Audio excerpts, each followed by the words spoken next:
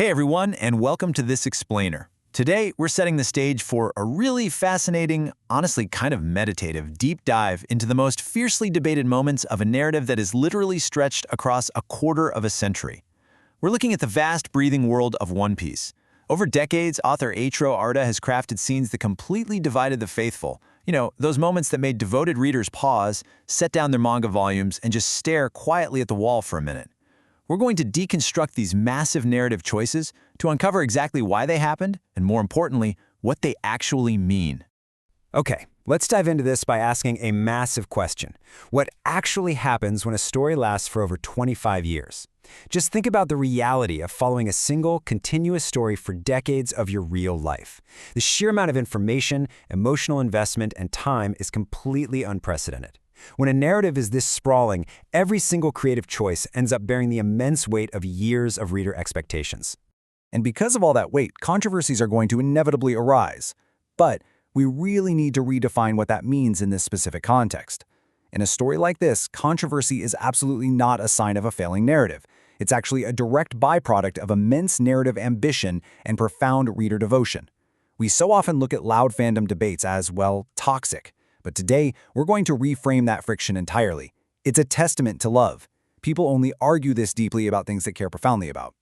To truly grasp this, consider this staggering number, 1,000 plus. That is the number of manga chapters and also the number of anime episodes that this story spans.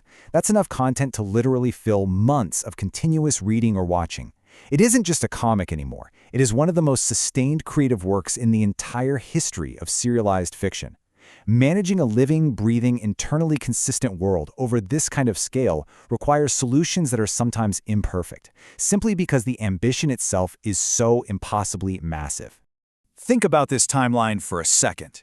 Back in 1997, the publication of the very first chapter begins. Then we leap to 2010, and the pivotal time skip era starts. Fast forward to 2018, which kicks off the massive Wano arc. And here we are in 2024, watching the final saga and Egghead revelations unfold. A reader who started their journey in East Blue as a kid is literally now an adult navigating the new world. That real-life passage of time anchors a tremendous emotional weight to their journey with this story. Section 1. The Illusion of Consequence. Navigating the gentle contradiction of fake deaths. So it really starts with a falcon named Pell in the Alabasta arc. Pell carries a massive ticking bomb into the sky to save his people. It was a beautifully earned sacrifice. The explosion tore through the clouds, leaving this poignant, heavy silence.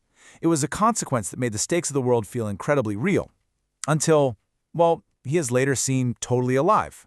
For a lot of fans, Pell's quiet return wasn't necessarily an angry betrayal, but a gentle contradiction. It left a lingering feeling of unresolved consequence, really marking the very first time readers felt the rules of death in this world were surprisingly flexible.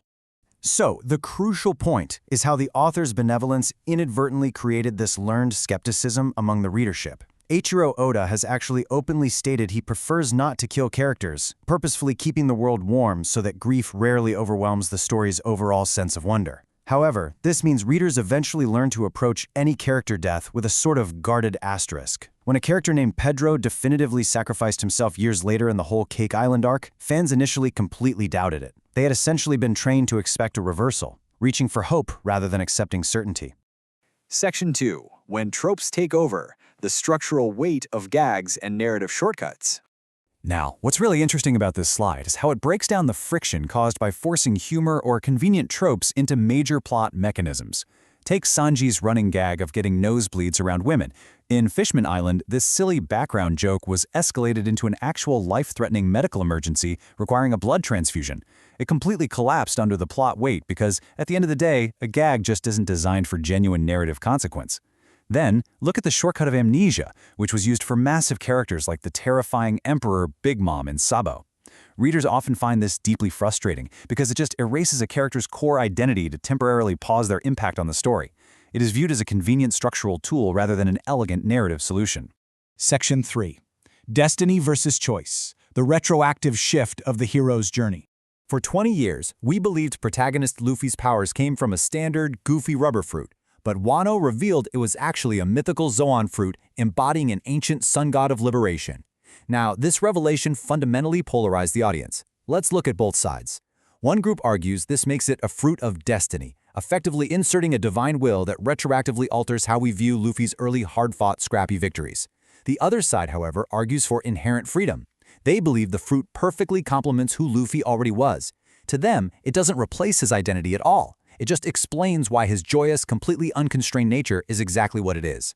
And the transformation itself, known as Gear 5, completely abandons previous internal battle consistency.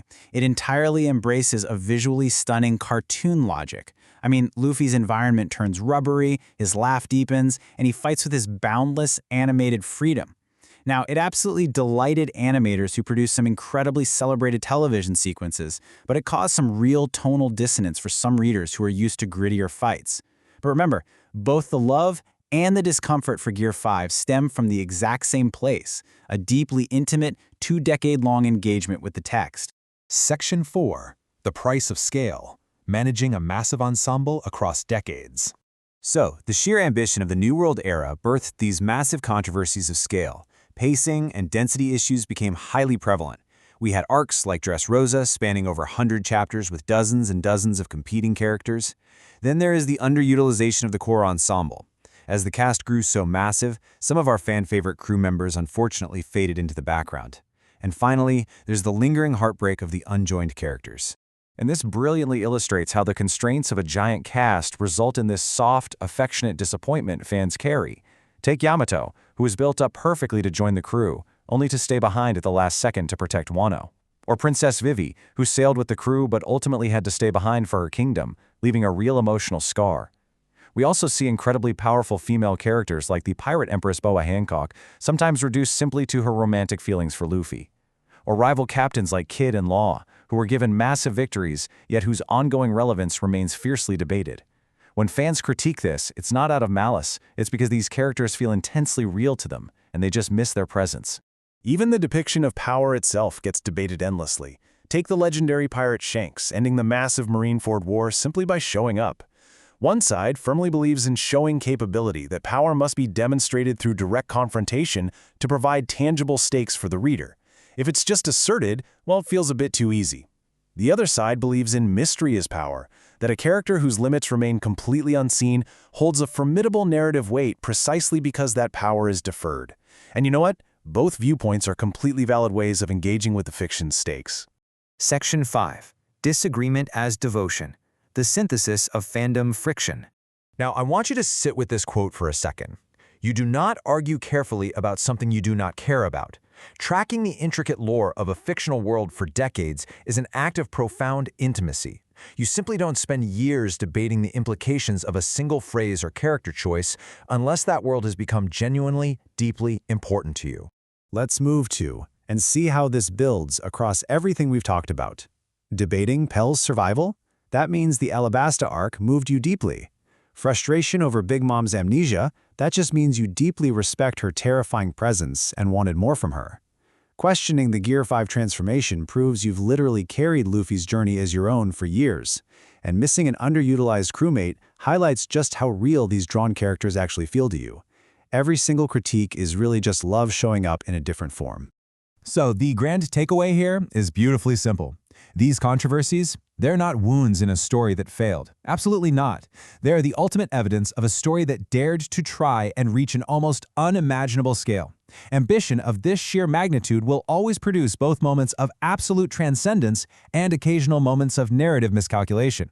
And you know what? That is perfectly okay. As we look toward the final saga on the horizon, I want to leave you with this provocative thought. How will you navigate the final chapter of a story you've carried for a lifetime?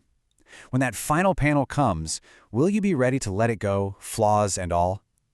Thank you so much for joining me on this explainer. Keep questioning, keep learning, and I'll catch you next time.